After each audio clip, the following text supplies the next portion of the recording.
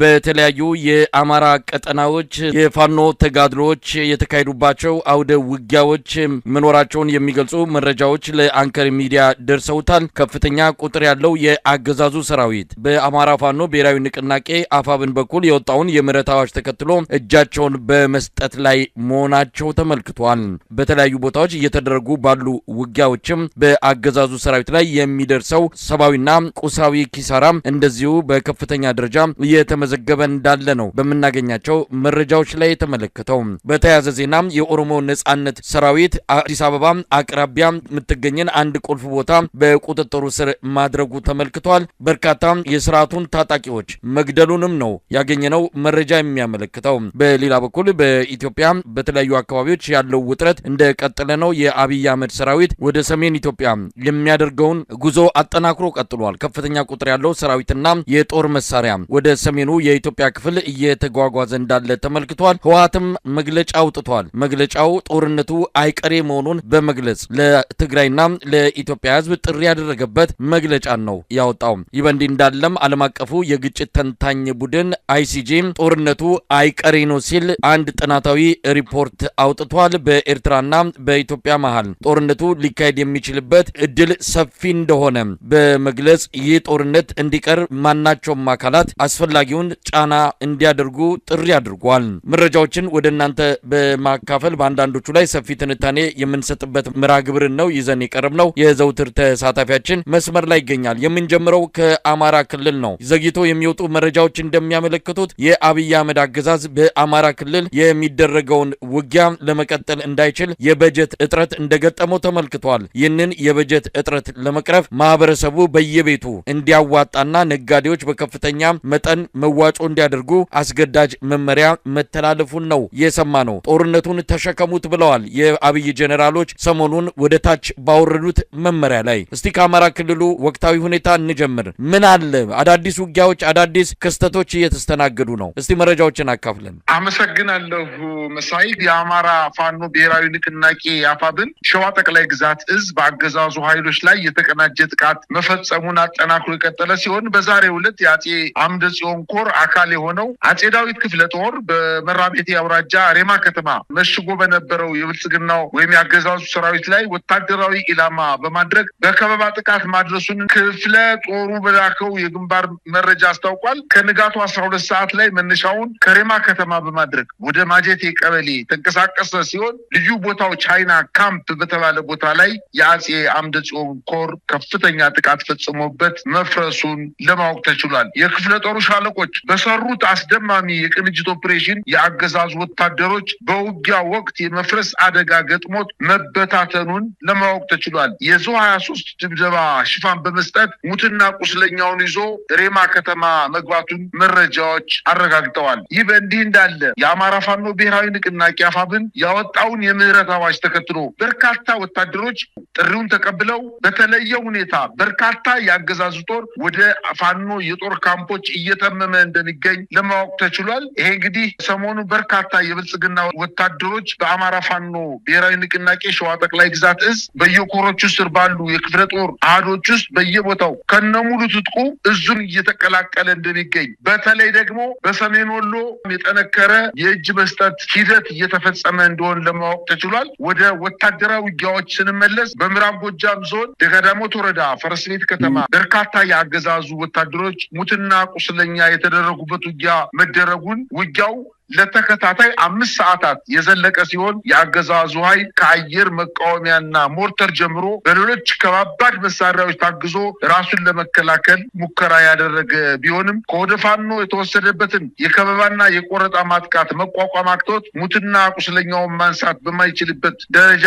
መሽመድመዱን የመረብ ሚዲያም የጦር ግንባር ዘጋቢዎች ለማረጋገጥ ችለዋል። የብልጽግና ሰራዊት ስልጣኑን ለማራዘም ሲል የደሃ ልጆችን አስገድዶ የለብለብ ወታደራዊ ስልጠና በመስጠት በአማራ ህዝብ ላይ የዘር ጭፍጨፋ እንዲፈጸም ለማድረግ ሰራዊቱን ያሰማራ ሲሆን በዚሁ የቀጠለው ውጊያ በተመሳሳይ ፋኖ በህዝብ ላይ የተቃጣውን የህልውና አደጋ ለመቀልበስ አገዛዙ ያሰማራቸው ወታደሮች በደፈጣና በጨበጣ እንዲሁም በከበባና በቆረጣ በመደምሰስ ህዝቡን ከአገዛዙ ጥቃት መከላከል መቻሉን አስታውቋል። በሌላ ዜና በሰሜን ጎንደር ጠገዴ ወረዳ ሸምበቆ በተባለ ቦታ በተፈጸመ ጥቃት ከጎንደር ወደ ዳንሻ ሲጓዝ በነበረ የአገዛዙ የጦር ተሽከርካሪ ላይ ከፍተኛ ጉዳት በማድረስ በተሽከርካሪው ላይ የነበሩ የአገዛዙን ጦር መምታታቸውንና ተሽከርካሪዋንም ማቃጠላቸውን ለማወቅ ተችሏል። እንዲሁም በዛው በቅርብ አካባቢ አርማጮ ወረዳ አሸሬ ከተማ ላይ በተሽከርካሪ ሲጓዝ በነበረ የአገዛዙ ጦር ላይ በተፈጸመ ማጥቃት መኪናውን ሙሉ በሙሉ ማቃጠል ሲቻል ወታደራዊ አዛዦችን ጨምሮ በተሽከርካሪው ላይ የነበረው የአገዛዙ ጦር ሙሉ በሙሉ ማለቁን ለማወቅ ተችሏል። በምዕራብ አርማጭሆ ሽመለ ጋራ በከባድ መሳሪያ የታገዘ ጦርነት እየተደረገ ሲሆን የአገዛዙ ጦር ወደ ሽመለ ጋራ ሲጓዝ አዲስ ዓለም ከተባለ ቦታ ላይ ጥቃት ደርሶበት በኋላም ለ5 ተከታታይ ሰዓታት የዘለቀ ውጊያ ከተደረገ በኋላ ወደ አርማጭሆ ወረዳ መመለሱን በዛ አካባቢ እየተደረገ ያለውን አጠቃላይ ውጊያ የአገዛዙ ጦር በሽንፈት ወደ ከተሞች እየሸሸ እንደሚገኝ ለማወቅ ተችሏል። አሁን ማታውን የደረሰን ዜና እንደሚያመለክተው ደግሞ በኦሮሚያ ክልል በአዲስ አበባ በ35 ኪሎ ሜትር ርቀት ላይ በምትገኘው ሙሌ ወረዳ ላይ ሰኞ ገበያ በተባለ ከተማ ላይ የኦሮሚያ ነጻነት ሰራዊት በከፈተው ማጥቃት እንቅስቃሴ በስልጠና ላይ የነበሩ ከ70 በላይ የአገዛዙ ሚኒሻዎች መደምሰሳቸውንና የኦሮሞ ነጻነት ሰራዊት ከተማዋን መቆጣጠሩን ከሰሞኑ በርካታ ከተሞችን እና አካባቢዎችን እየተቆጣጠረ እንደሚገኝና በአንዳንድ ቦታዎችም ላይ የትራንስፖርት አገልግሎት መቋረጡን በተለይ በሰሞኑ በዝዋይ ዱግዳ በሚባለው ወረዳ ላይ በርካታ የሚሊሻና የአድማ ብተና አባላትን ከገደለ በኋላ አሁንም ዝዋይ ዱግዳ የሚባለው ወረዳ በኦሮሞ ነጻነት ሰራዊት እጅ መግባቱን አሁን ደግሞ ምዕራብ አዲስ አበባ በኩል ወደ ጎጃም መውጫ አካባቢ በሚገኘው የኦሮሚያ ክልል ውስጥ ሰኞ ገበያ በምትባለው ከተማ ላይ በድንገት ያልታሰበ ጥቃት ተፈጽሞ ከተማዋን ከመቆጣጠራቸው በተጨማሪ አሁን ወደ አዲስ አበባ እያደረገ ያለው እንቅስቃሴ እየጨመረ መምጣቱን ለማወቅ ተችሏል። እንግዲህ በአለፉት 2 ቀናት በአማራና በኦሮሚያ ክልሎች የተደረጉ ውጊያዎችን የተመለከቱ መረጃዎችን ነው ያካፈልከን። የኦሮሞ ነጻነት ሰራዊት አዲስ አበባ አቅራቢያ አድፍጧል። ዱከም ድረስ እየመጣ ጥቃት የሚሰነዝርበት ያገዛዙን ፖለቲካዊና ወታደራዊ መዋቅሮች ላይ እንደዚሁም ተቋማት ላይ የሚያደርሰው ጥቃት ሰሞኑም እንደዚሁ ተጠናክሮ ነው የቀጠለው። አብይ አህመድ አማትሮ ወደ ሰሜን ጦርነት ሊያፈነዳ እየተዘጋጀን ያለው የቆጡን አውርድ ብላ የብብቷን ጣለች የሚለው ተረት የአብይ አህመድ አገዛዝን በሚገባ የሚገልጽ ይሆናል። ስለ አሰብና ቀይ ባህር ወደብ እንደነዚህ አይነት አጀንዳዎችን እያቀነቀነና ለዚህም ጦሩን እያሰለፈ ባለበት ሰዓት አፍንጫው ስር የኦሮሞ ነጻነት ሰራዊት እንደዚሁም ፋኖች በሰሜን ሸዋ በኩል ወደ ሞጆ አቅራቢያ አንዳንድ ቦታዎች ላይ ውጊያ ማድረጋቸው ምናልባትም አገዛዙ ወደ ላይ ሲያስብ ከስሩ ወንበሩን የሚነቀንቅ ኃይል ሰተት ብሎ ወደ አዲስ አበባ ሊገባ የሚችልበት እድል እንዳለ ትልቅ ምልክት አድርጎ መውሰድም ይቻላል። በሌላ በኩል የአማራ ክልሉን ጦርነት መቀጠል እንዳልቻለ ምልክቶችን እያየን ነው። ሰሞኑን የሰበሰባቸው የጸጥታ መዋቅር አመራር አባላትን ህብረተሰቡ ገንዘብ እንዲያዋጣ ጦርነቱን ለመቀጠል የሚያስችል በጀት እንደሌለ፣ በጀቱ ተጠናቋል፣ አብቅቷል፣ ከዚህ በኋላ ህብረተሰቡ ካላዋጣ በስተቀር የክልሉን ሰላምና ጸጥታ ማስከበር አንችልም፣ ትተን እንወጣለን የሚል ማስፈራሪያ ጭምር በአብይ አህመድ ጀነራሎች ሲነገር እንደነበረን የሰማ ነው። ነጋዴዎች ላይ ሰራተኛው ላይ ሳይቀር ከፍተኛ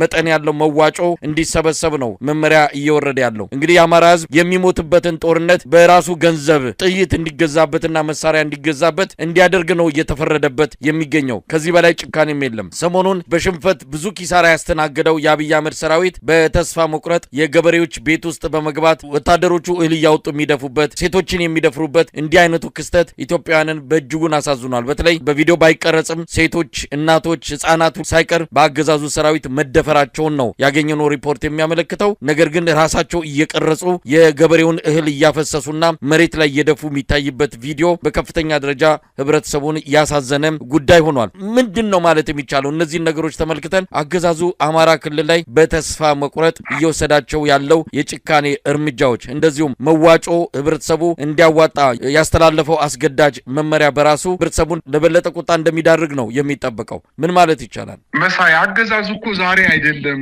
የአማራን ህዝብ በራስህ በመታዋጣው ገንዘብና ጥይት ራስህን እገልሃለሁ የተባለ እኮ ዛሬ አይደለም። ከዛሬ 3 ዓመት የጀመረ የገንዘብ ማዋጮ የተደረገው እኮ የአማራ ክልል 2 አይነት በጀት ተመድቦለታል። አንደኛው የካፒታል ፕሮጀክቶች ማስኬጃ በጀት ነው። ሁለተኛው ደግሞ የመደበኛ የሰራተኛ ደሞዝ፣ የውሎ አበልና የመሳሰሉ በጀቶችን የያዘ በክልሉ መንግስት የሚመደብ በጀት ነው። እነዚህን 2 በጀቶች ሙሉ በሙሉ እያደረገ ያለው ከሰራተኛ ደሞዝ ሳይቀር እየነጠቀ በወረዳው አጠቃላይ የፋይናንስ ጽህፈት ቤት በኩል ለእያንዳንዱ ሚኒሻና ለእያንዳንዱ አድማ ብተና ደሞዝ እንዲከፈል ነው ያደረገው። መጀመሪያ ተመልምሎ የሚወጣ ሚኒሻ 9,000 ብር ደሞዝ ይከፈለዋል። 1 ዓመት ከሰራ ወደ 11,000 ብር ይከፈለዋል። 2 ዓመት የሰራ ወደ 13,000 ብር ይከፈለዋል። ከ4 ዓመት በላይ የሰራ ደግሞ 15,000 ብር ይከፈለዋል። ከዚህ ገንዘብ ውጪ ሌላው የሚደረግላቸው ምንድነው? እዛው በወረዳው በጀት ወረዳውን በሚጠብቁበት ሰዓት በውሎ አበል ሰበብ በዛው ከተማ የሚገኙ በአማራ ክልል በሚገኙ ከ100 በላይ ወረዳዎች ላይ የምግብ በጀታቸውን በወረዳው በሚገኙ የምግብ እና ሆቴሎች፣ ሬስቶራንቶች ላይ በጀት ተመድቦላቸው ሆቴል ነው እየተመገቡ ያሉት ሚኒሻ እና አድማ ብተና። ስለዚህ አጠቃላይ የወረዳውን በጀት እየተመገበ ያለው እና እየተጠቀመበት ያለው ሚሊሻና አድማ ብተና፣ ፖሊስና የጸጥታ አካል በአጠቃላይ እና የብልጽግና አመራሮች ናቸው በጀቱን በጋራ እየተጠቀሙ ያሉት። ምናልባት ትርፍ ገንዘብ ካለ ለሰራተኛው ደሞዝ ይሰጣል። አለዛ በከተማ ላይ የሚደረግ የልማት ፕሮጀክቶች ቆመዋል። 4 ዓመት 5 ዓመት ሆኗቸዋል። ሙሉ በሙሉ ገንዘባቸውን እየተጠቀሙ ያለው በዚህ ነው። አሁን ይሄ አልበቃው ያለው ስርዓቱ ነጋዴውን ተመልሶ እንደገና በደሞዝ መልክ ያለውን የመንግስት ሰራተኛ እንዲሁም ጥቃቅን እና አነስተኛ የሚሰሩ ጉልት የሚሰሩትን ጭምር በከተሞች ላይ ሰብስበው ራሳችሁ ምንገልባችሁ ራሳችሁ ምናሳደድባችሁን ገንዘብ ራሳችሁ ታዋጣላችሁ በማለት አንደኛ በክልሉ የሚገኙ ሁሉንም ነጋዴዎች ማለት የሚያስችል ደረጃ ገንዘብ መዋጮ እንዲያዋጡ ከፌደራል መንግስት በቀጥታ ለክልሉ መንግስት፣ የክልሉ መንግስት ደግሞ ለእያንዳንዱ ዞን ለእያንዳንዱ ወረዳ ትዕዛዝ አስተላልፎ ወደ ነጋዴዎቹ ወደ መንግስት ሰራተኛው አጠቃላይ ወደ አማራ ክልል ገንዘብ ያገኛል ከኪሱ ውስጥ ገንዘብ አለ የተባለ ማንኛውም ነዋሪ መዋጮ እንዲያደርግ ትዕዛዝ አስተላልፎ በእንቅስቃሴ ላይ እንደሚገኙ ነው የሚታወቀው። ይሄ ስርዓት ከግራዚያኒ በላይ ጨካኝ ስርዓት ነው።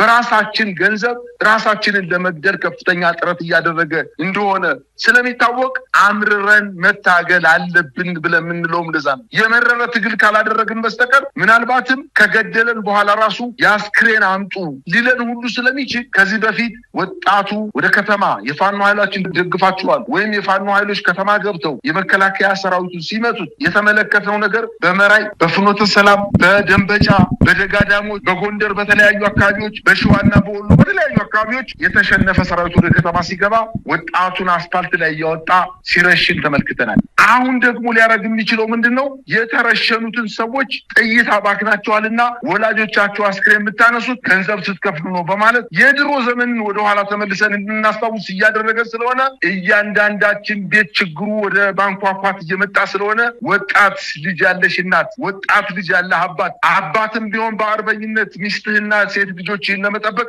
ወደ ትግል መውጣት እንዳለብህና ይህን ስርዓት አምርረን ካልታገልነው በስተቀር ገና ጉድ የሚያሳየን ነገር ሊያመጣ የሚችል መሆኑን ነው። ይህን ያልኩበት ምክንያት በዋናነት ስርዓቱ አንድ ነገር ኮሽ ባለ ቁጥር ሰሜነኞች ወይንም የትግራይ ኃይሎች ለጦርነት ራሳቸውን ለመከላከል ተዘጋጅተዋል። የአማራ ህዝብ አማራ ፋኖ የሚባል በጭንቅ የተወለደ ከጥቃት ለመከላከል እየተጋፈጠና እየወደቀ ያለ የአማራን ህዝብ ከመከራ ለማዳን እንቅስቃሴ ያደረገ ህዝብ አለ። ይሄ ያስፈራው ስርዓት ትናንትና ይገሉኛል፣ ወደ ወለጋ መሄድ አልችልም፣ የወለጋ እንትን ይጠላኛል ብሎ በይፋ በሚዲያ የተናገረ ግለሰብ ዛሬ ሄዶ በወለጋ አካባቢ በቄለም ወለጋ፣ በምዕራብ ወለጋ፣ በምስራቅ ወለጋ ሄዶ በከተሞች ላይ ህዝቡን ሰብስቦ በኦሮምኛ የአማራ ክልል ምስለኔ አስተዳደር ሰዎችን ይዞ በኦሮምኛ መልእክት አስተላልፏል። እጅግ በጣም ዘረኛ የሆነ ቅስቀሳ ነው ያደረገው። ሰሜነኞች ተደራጅተው መጣውብኛል፣ ስልጣናችሁን አሳልፋችሁ የምትሰጡ ከሆነ ከዚህ በፊት እንደነበራችሁት የባርነት ዘመን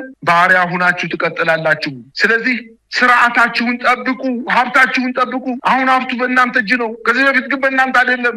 ጭሰኛና ባሪያ ነበራችሁ። ስለዚህ ጭሰኛና ባሪያ ያደረጋችሁ ስርዓት አሁን ተደራጅቶ እየመጣላችሁ ነውና ጥንቃቄ አድርጉ፣ ስርዓቱን ደግፉ፣ ከኛ ጋር አብራችሁ ስሩ በማለት ከፍተኛ የሆነ የዘር ቅስቀሳ እያደረገ ነው የሚገኘው። እንደተለመደው ከዚህ በፊት እንደሚያደርገው የሆነ ጭፍጨፋን ይፈጽም በኢትዮጵያ ሕዝብ ዘንድ የሆነ ተንኮል ሲያስብ ጉዞ ነው የሚያደርገው። በጉዞውም ከፍተኛ የሆነ የዘር ቅስቀሳ ነው የሚያደርገው። ስለዚህ የትግራይ እና ከኤርትራ በኩል እንዲሁም ከአማራ በኩል ላደርገው ላሰበው ጦርነት ቅድመ ዝግጅት እያደረገ ስለሆነ አሁን እኛ የተረዳነው ነገር በአጭር ቀናት ውስጥ ወደ ሰሜን ኢትዮጵያ አካባቢ ከፍተኛ የሆነ ግጭት ሊከሰት እንደሚችል፣ ነገር ግን ሰራዊቱ ተሰላችቷል። የአማራ ፋኖ ብሔራዊ ንቅናቄ አንድ ከሆነ በኋላ በተለይ ሰሞኑን ያወጣው የምህረት አዋጅ ተከትሎ ለሚኒሻውና ለአድማ ብተናው፣ ለመከላከያ ሰራዊቱ፣ ለፖሊስ፣ ለጸጥታ እና ለደህንነት አባላት ያወጣው የምህረት አዋጅ ኃላፊነት የተሞላበት ማሳሰቢያና መግለጫ በመሆኑ በርካታ ሰራዊት እየፈረሰ ወደ ፋኖ እየተቀላቀለ ነው። በአንዳንድ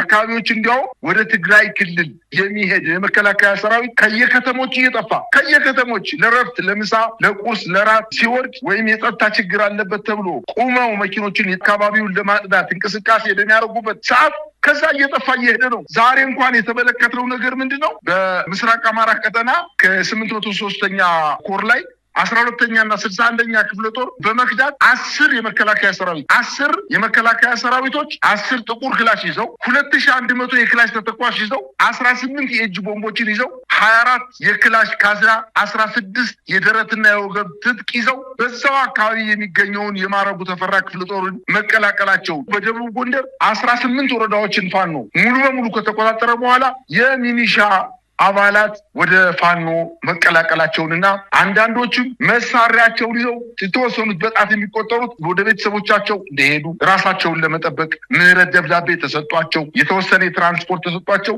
ወደ ቤተሰቦቻቸው እንደሄዱ፣ ቀሪዎቹና አብዛኛዎቹ ደግሞ የፋኖ ኃይሎችን እነሱ ጋር ተቀላቅለን የአገዛዙ ጦር እንዋጋለን ብለው የፋኖ ኃይሎችን መቀላቀላቸውን ነው መረጃው እያመላከቱ የሚገኙት። በአጠቃላይ ስርዓቱ የተሸነፈ ስርዓት ስለሆነ የዛሬ 89 ዓመት ግራዚያኒ የፈጸመውን አይነት ጭፍጨፋ በከተሞች ለመፈጸም እንቅስቃሴ እያደረገ ስለሆነ ከመጨፍጨፍ በፊት ህዝቤ ንቃ፣ ውጣና ታገል፣ ሌላ ምርጫ የለም፣ በምርጫ ዲሞክራሲ እንቅስቃሴ እያደረገ ነው። ዛሬ በአዲስ አበባ ከተማ በሁሉም ክፍለ ከተሞች ላይ የብልጽግና የሴፍቲኔት ተጠቃሚዎችን ሴቶችን በየክፍለ ከተማው ሌላ ስራ አቁመው የብልጽግና ደጋፊ የሴፍቲኔት የተለያዩ ጥቅማ ጥቅም የሚሰጣቸውን ሰዎች ስብሰባ ተቀምጠው ምርጫውን እንዴት ማድረግ እንዳለባቸው እንቅስቃሴ እያደረጉ ነው። ምናልባት ሊያደርግ የፈለገው በትልልቅ ከተሞችና እሱ የሚቆጣጠሮቹ ከተሞች መንግስት መስርቻለሁ ብሎ ምርጫ ለማድረግ እንቅስቃሴ እያደረገ ስለሆነ ይሄ መንግስት እድል ተሰጥቶ ምርጫ አድርጎ መንግስት መስርቶ የሚቀጥል ከሆነ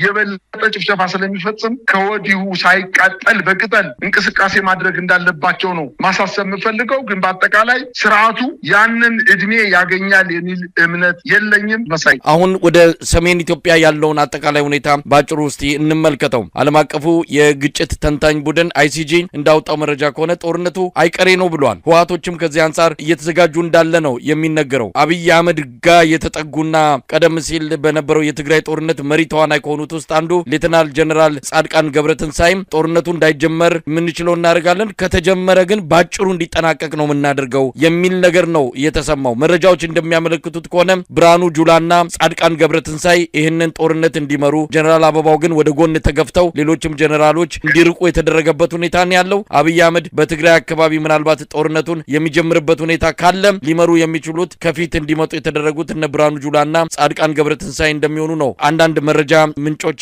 የገለጹት። ኤርትራ በጉዳዩ ላይ እስካሁን ይፋዊ በሆነ መልኩ የምታደርገው ዝግጅት እንዳለ የገለጸችው ነገር የለም። ጦሯ እያስጠጋች እንደሆነ እየተዘጋጀች እንደሆነ ግን በተለያዩ የመረጃ ምንጮች ማረጋገጥ ተችሏል። አብይ አህመድ በአደባባይ በሚታይ መልኩ መጠነ ሰፊ ጦር ነው እያንቀሳቀሰ የሚገኘው። እንግዲህ አይሲጂ ዓለም አቀፉ የግጭት ተንታኝ ተቋም ጦርነቱ አይቀሬ ነው፣ ዓለም በአስቸኳይ እነዚህን ሀገራት ወደ ጦርነት እንዳይገቡ ማድረግ አለበት የሚል ማሳሰቢያ ሰጥቷል። ይህ ጦርነት የኢትዮጵያ ጦርነት አይደለም።